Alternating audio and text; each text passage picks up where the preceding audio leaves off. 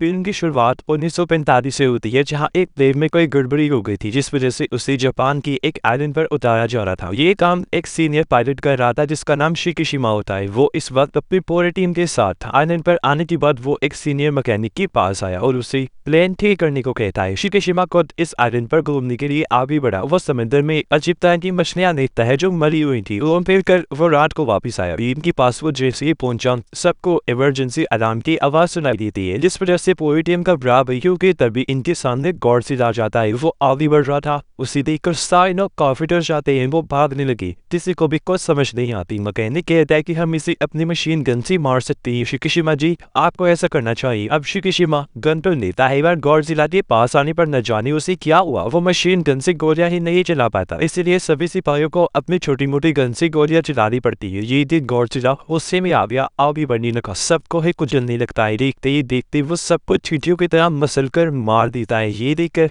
शिकिशिमा काफी डर गया, जिसके साथ ही वहाँ जोरदार धमाका हुआ। शिकिशिमा काफी दूर जाके गिरा, वहीं बेहोश हो जाता है और सबको मारने के बाद गॉडजिला जोरों से दौड़ने लगता है। सुबह जाकर शिकिशिमा को होश आया। आगे बढ़ने पर उसने देखा कि मेरी पूरी टीम मारी गई है। हर तरफ उनकी लाशें पड़ी हुई थी। लाशों को मैकेनिक यहाँ एक साथ लाकर रख रहा था, क्योंकि गॉडजिला की हमले में वो किसी तरह बच गया था। शिकिशिमा के वहां आने पर मैकेनिक उस पर काफी भड़क गया। कहता है कि इन सब की मौत की जिम्मेदार टॉम होल्डम ने गॉडजिला पर वार नहीं किया, इसलिए सभी मारे गए। जो सुनकर वो काफी दुखी हो गया। उस टाइम के बाद शिकिशिमा को बाकी पायलट्स के साथ वापस टोक्यो भेज दिया जाता है। वो जब घर आया तो पता चला कि यहाँ बमबारी की वजह से सब कुछ तहस नहस हो गया है। सारे घर तोड़ फोड़ पे, यहाँ तक कि शिकिशिमा का घर भी पूरा बर्बाद हो चुका था। यहाँ उसके पड़ोसन मिली, कहती है कि तुम बच गए हो। रोती हुई बोली, पर मेरा बेटा मारा गया। शिकिशिमा पूछता है क्या मैं ईमानदार सीना है? वो कहती है कि नहीं, यह सभी मानी रहे। रुकी होकर आभी बार बार यही कहती रहती है कि हमारी किस्मत ही खराब है, इसमें हमारे साथ ये सब हो गया। शिकिशिमा जब आगे बढ़ा तो पुलिस एक औरत के पीछे पड़ी हुई थी। उसने हाथ में बच्चा उठाया हुआ था। औरत जब भाग रही थी तो वो उसके सामने आ गया। अब औरत शिकिशिमा को वो बच्ची पकड़ा कर वहां से भाग जाती है। वो जब थोड़ा आगे बढ़ा तो वही औरत उसके पास आई।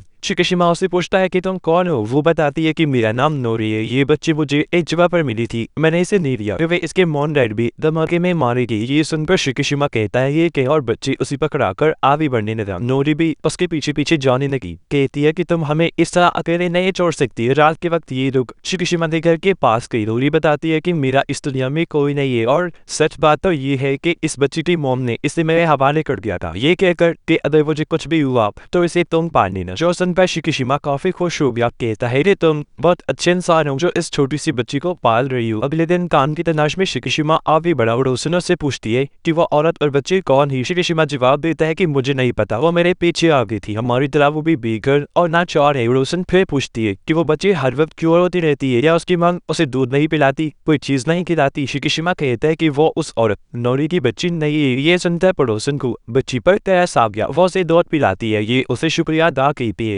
और एक साथ ही रहने लगे। एक साल तक सब ऐसे ही चलता रहा। एक दिन शिकिशिमा कहता है कि मुझे गवर्नमेंट की एक नौकरी का खत मिला है, जिसमें मैंने समंदर की गहराइयों में मिशन करने जाना है। दरअसल मेरा काम वहाँ बॉम्ब्स को ढूंढकर उन्हें खत्म करना है, जो माइंस खुदाई करके वहाँ लगाई गई है। वो दूसरी जंग के दौरान अमेरिका और जापान ने लगवाई थी। वहाँ नोरी कहती है मगर ये काम काफी खतरनाक लग रहा है। शिकिशिमा कहता है कि है तो खतरनाक, लेकिन इसके बदले हमें बहुत सारा पैसा मिलेगा, जिससे हम जिंदगी में आगे बढ़ सकते हैं। बहुत खुश हुई इनकी जो बच्ची के लिए बहुत जरूरी है। रूरी कहती है मगर मैं तुम्हें मरने नहीं देना चाहती। शिकिशिमा कहता है पर मुझे कुछ नहीं होगा, गवर्नमेंट हमें काफी अच्छी हथियार और पश्तियां दे रही है। और अगले दिन शिकिशिमा जब काम पर गया तो उससे पता चला कि गवर्नमेंट ने इनके साथ बस झूठ बोला है, इन्हें बस आम से हथियार और कश्तियां दी जा रही है। या शिकिशिमा की मुलाकात डॉक्टर से भी हुई, जो इस पूरे मिशन के हेड थी। डॉक्टर उसे भी कश्तियों के बारे में सारी बात समझा दी था। डॉक्टर के लोग एक माइन बॉम्ब को ढूंढ के उस पर निशाना लगा रही थी। कई बार शूट करते ही, लेकिन उनका निशाना ठीक नहीं लग रहा था, हमेशा छुप जाता था। मगर जब शिकिशिमा निशाना लगाता है तो वो आसानी से ही माइन बॉम्ब को फोड़ देता है। जो देखकर डॉक्टर काफी खुश हो गया। रात को शिकिशिमा को वही सपना आया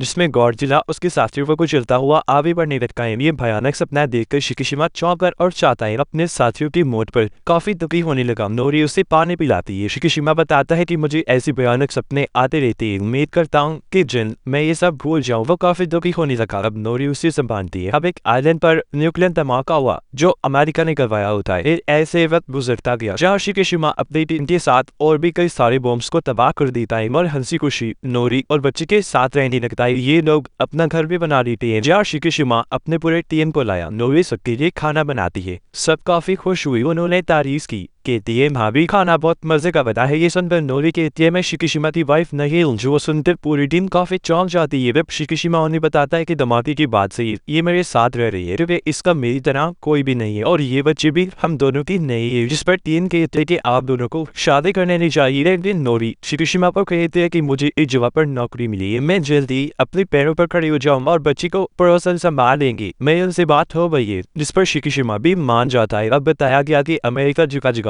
न्यूक्लियर हमले करवा रहा है, जिसका उल्टा असर ये हुआ कि गॉडजिला और ज्यादा बड़ा, खतरनाक और ताकतवर बन गया है और अब वो जापान की तरफ बढ़ रहा था। अब ये टीम जब आगे बढ़ी तो इन्हें वो शिप बर्बाद हुई नजर आई जो 1945 में गॉडजिला की हमले से बर्बाद हुई थी। ये देखकर टीम काफी चौंक गई। वो सोचते हैं कि ये काम बना कौन सा जानवर कर सकता है जो इतना बड़ा था। वह शिकीशिमा बताता है कि ये गॉडजिला ने किया था क्योंकि वहां उसे मरी हुई मछलियां नजर आ जाती है। वो बताता है कि जब भी गॉडजिला ऊपर आने वाला होता है तब वो नीचे के जानवरों को मार कर ऊपर भेज देता है। ये चीज मैंने एक आइलैंड पर देखी थी। अब अचानक ही कई सारी बड़ी मरी हुई मछलियां शिप के चारों तरफ फैल जाती है जो देख शिकीशिमा काफी घबरा गया क्योंकि समझ गया था कि यहाँ पे गॉडजिला आ रहा है। वो डरते हुए कहता है कि हमें यहाँ से जल्द निकलना चाहिए। जिसके साथ ही गॉडजिला पानी से बाहर आ जाता है। वो इनके शिप के पीछे लग गया था और ये लोग तेजी से आगे बढ़ रहे थे। शिकीशिमा और डॉक्टर एक काफी बड़ा बॉम्ब पानी में फेंकते हैं जो गॉडजिला से जा टकराता है। इन्होंने कई सारे धमाके किए और गॉडजिला का जिस्म इतना मजबूत था कि इन धमाकों का उस पर कोई असर नहीं होता, बल्कि अब वो अपना मुंह भी बाहर निकाल कर आगे बढ़ने लगता है। ये लोग एक और बॉम्ब पानी में फेंकते हैं लेकिन बॉम्ब को फोड़ने वाली तारी कट हो जाती है। इसीलिए शिकीशिमा ऊपर आकर मशीन गन से गॉडजिला के मुंह में कई सारे शॉट्स करता है जिससे वह धमाके होने लगे और गॉडजिला के मुंह का एक हिस्सा तबाह हो जाता है। लेकिन अचानक ही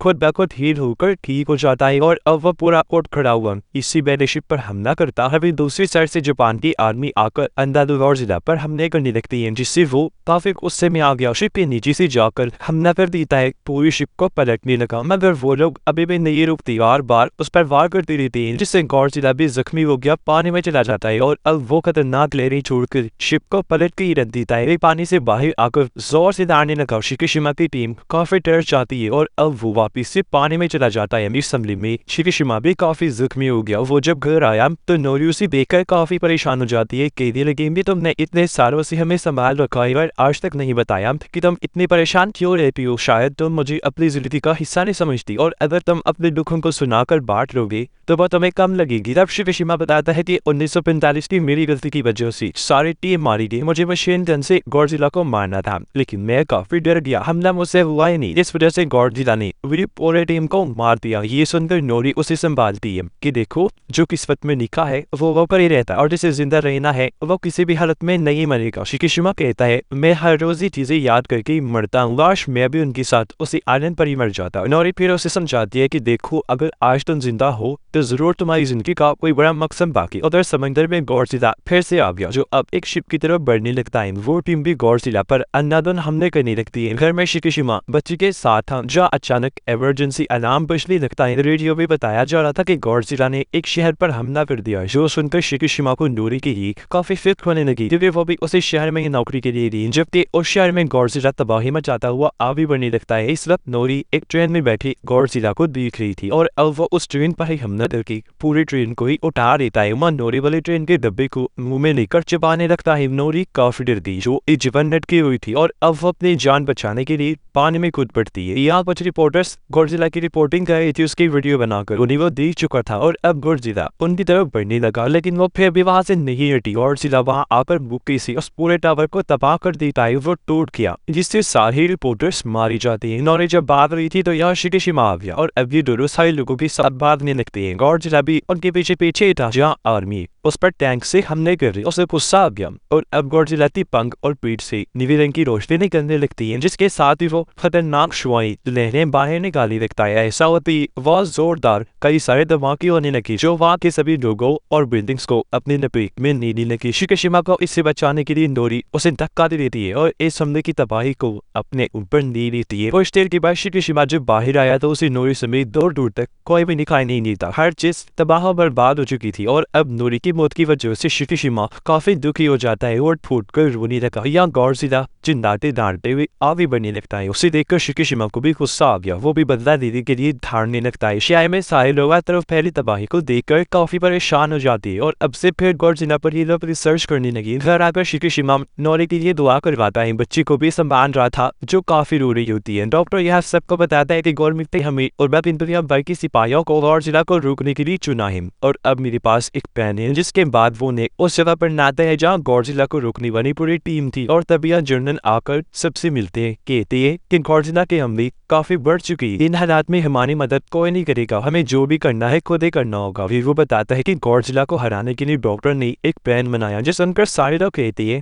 कि हमने गॉडजिला को अपनी आंखों से देखा है, वो बहुत ताकतवर खतरनाक है, उसे हम किसी भी तरह नहीं रोक सकते। ये सुनकर डॉक्टर कहता है मैं एक नेवी ऑफिसर भी हूँ, साथ ही एक साइंटिस्ट भी हूँ। हमने गॉडजिला पर हमला किया था जिसमें हम कामयाब भी हुए थे। हमने उसका आधा चेहरा धमाके से उड़ा दिया था लेकिन वो दोबारा हील होकर ठीक हो गया था और इस बार हमारे पास नया प्लान है। हम शिप्स के जरिए गॉडजिला के जिस्म के अलग अलग हिस्सों पर गैस के सिलेंडर लगा देंगे। फिर उसे किस वजह से काफी तेजी से उसे समंदर की गहराइयों में फेंक दिया जाएगा। जिस समंदर में हम ये करने वाले हैं वो काफी गहराई में जाने की वजह से प्रेशर उसका जिस्म बर्दाश्त नहीं कर पाएगा जिससे वो मर सकता है। ये सुनकर एक ऑफिसर पूछता है कि अगर उसे कुछ ना हुआ तो। इस पर डॉक्टर कहता है कि अगर कुछ ना हुआ तो फिर हमारे पास प्लान बी भी है। प्लान बी में गॉडजिला जब पानी की गहराई में होगा अब उसके जिस्म पर लगाए गए सिलेंडर्स पर बेलूस गुब्बारे खुल जाएंगी जिससे गॉडजिला जिस पेड़ से नीचे गया था उस पेड़ से वापस ऊपर आने लगेगा। 2 दिन बाद बेलूस के खुलने पर वो प्रेशर बर्दाश्त नहीं कर पाएगा और उसकी मौत हो जाए। ये सुनकर एक ऑफिसर पूछता है सर आपको यकीन है कि इन हमलों से गॉडजिला मारा जाएगा? इस पर डॉक्टर कहते हैं कि शायद, लेकिन ये हमें करना ही पड़ेगा क्योंकि इसके अलावा हमारे पास और कोई रास्ता नहीं है। उसका साथ जर्नल भी देते हैं कि गॉडजिला पहले ही काफी कुछ तबाह कर चुका है, अब हमें उसे रोकने के लिए ये जरूर करना चाहिए जिसके लिए वफा के सारे ऑफिसर्स मान जाते हैं। शिकीशिमा अपनी पूरी टीम के पास आया। डॉक्टर उन्हें कहता है कि गॉडजिला को समंदर में सही जगह पर लाने के लिए हमें एक प्लेन को तैयार करना है जो हथियारों से भरा हो और अब मुझे एक बेहतरीन मैकेनिक की जरूरत है जो ऐसा प्लेन तैयार कर दी। ये सुनकर शिकीशिमा कहता है कि ये काम मेरा दोस्त मैकेनिक कर सकता है, मैं उसे ढूंढ करना होगा। और अब शिकीशिमा उसे काफी ढूंढ कर आखिर उसके घर दिया जहाँ मैकेनिक उसे मिल भी जाता है लेकिन वो आज भी उसे काफी बातें सुनाता है कि तुम्हारी वजह से 1945 में हमारी पूरी टीम मारी गई थी। शिकीशिमा कहता है हाँ मैं जानता हूँ लेकिन अब मुझे अपनी गलती सुधारने का एक मौका मिला है जिसने मुझे तुम्हारी मदद चाहिए और गॉडजिला को मारने के लिए हमें एक प्लेन चाहिए जिसे तुम्हें तैयार करना होगा। इससे हमारे गवर्नमेंट और आर्मी की भी हम मदद कर सकते हैं, साथ ही करोड़ों लोगों की भी जानें बचा सकते हैं। जिसके लिए वो मैकेनिक मान दिया। वो शिकीशिमा के साथ उस जगह पर आया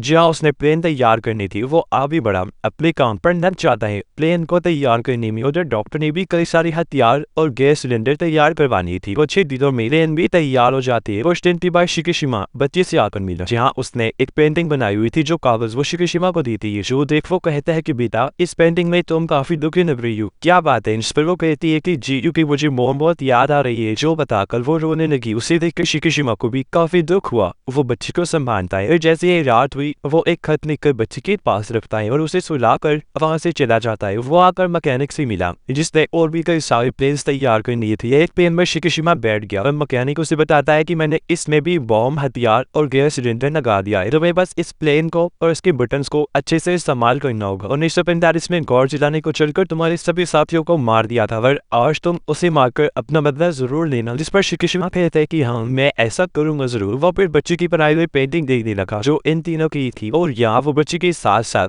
नोरे को भी याद करने लगता है। अगले दिन बच्ची पड़ोसन के पास आकर उसे शिकीशिमा का खत देती है जो असल में पड़ोसन के लिए ही था। खत के साथ कुछ पैसे थी। खत में लिखा था कि इन पैसों से बच्ची का ख्याल रखना। जो अधिक पड़ोसन समझ गई कि अब शिकीशिमा जिस मिशन पर दिया है वहां से वापस तभी नहीं आएगा। जबकि उधर सभी शिप्स समंदर में आगे बढ़ने लगती है अपने लोकेशन पर जहाँ इन्हें जाना था। वह पानी में डिवाइसेस की मदद से आवाज पैदा करते हैं गॉडजिला को परेशान करने के लिए। जबकि शिकीशिमा अब अपने प्लेन को लेकर उड़ जाता है। गॉडजिला डिवाइसेस की आवाज से परेशान होकर पानी से निकलकर एक शहर में आ गया था। शिकीशिमा प्लेन को लेकर गॉडजिला की काफी करीब से गुजर जाता है। वे उसके चारों तरफ घूमकर हमले करने लगता है गॉडजिला को भड़काने के लिए। अब गॉडजिला उसके प्लेन का पीछा करने लगा। इसने शिकीशिमा उसे लेकर समंदर में अपनी मेन लोकेशन की तरफ बढ़ने लगा। अब डॉक्टर उन्हें आता हुआ देखकर काफी खुश हो जाता है और वो सभी शिप्स को तैयार होने के लिए कहता है, जबकि शिकिशिमा और गॉडजिला समंदर में लगातार आगे बढ़ रही थी। और अब जैसे ही शिप्स गॉडजिला के पास आने लगी, उसके जिस्म से फिर से नीले रंग की रोशनी चमकने लगती है। एक बार फिर पानी में शुआएं लहरें छोड़ता है, जिससे यहाँ एक बार फिर जोरदार धमाके होने लगे, लेकिन इस बार शिप्स पर इसका कोई खास असर नहीं होता। जिसके बाद भी लोग पानी में सिलेंडर्स फेंकने लगते हैं और जिला के चारों तरफ घूमकर उसके पूरे जिस्म पर सिलेंडर्स लगाने लगती है, जबकि इस वक्त उसका पूरा ध्यान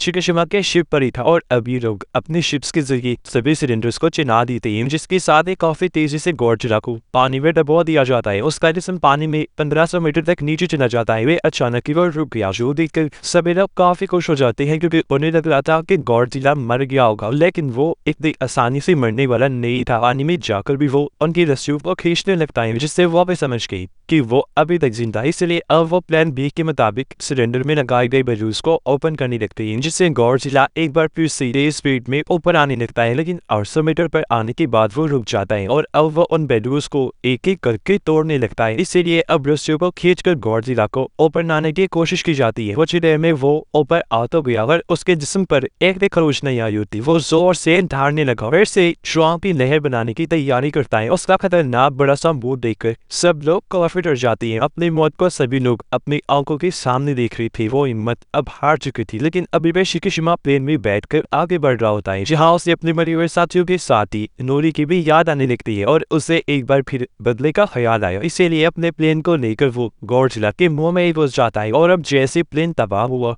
काफी बड़ी धमाके के साथ गॉडजिला का पूरा मुंह ही उठ जाता है। ये देखकर डॉक्टर और सारे लोग शिकिशिमा की मौत पर काफी दुखी हो जाते हैं। पर कुछ ही दूरी पर पैराशूट पर उड़ते हुए उन्हें शिकिशिमा नजर आ जाता है, जो देखकर सभी काफी खुश हो जाते हैं कि थैंक गॉड वो अभी जिंदा है। इस सब के बारे में रेडियो के जरिए मैकेनिक को भी पता चल गया था, जो जानकर वो भी काफी खुश हो जाता है और उसे याद आया कि हाँ, मैंने शिकिशिमा को बताया था कि इस प्लेन में पैराशूट भी है। उसे इस बात से काफी खुशी हुई कि उसने अपनी जहानत से इस मिशन को कामयाब बना लिया, क्योंकि पैराशूट से उड़ते हुए शिकिशिमा देखता है कि गॉडजिला का बिना मुंह का जिस्मीरी रोशनी छूटते हुए कई सारे टुकड़ों में बढ़ जाता है और वो सारे टुकड़े पानी में जा गिरते हैं और इस तरह गॉडजिला का खात्मा हो जाता है। सभी लोग शिकिशिमा की बहादुरी पर काफी खुश हुई, उसे इज्जत के तौर पर सल्यूट करते हैं। और अब यह मिशन की पूरा होते ही ये लोग वापस बेस पर आए, जहाँ भी सारे लोग काफी खुश थे। यहाँ मैकेनिक शिकिशिमा से मिलकर उसे गले से लगा लेता है, कहने लगा कि शुक्र है आखिरकार अपनी बहादुरी से तुमने ये कर ही लिया। यहाँ उसे मिलने पड़ोसन और बच्चे भी आए।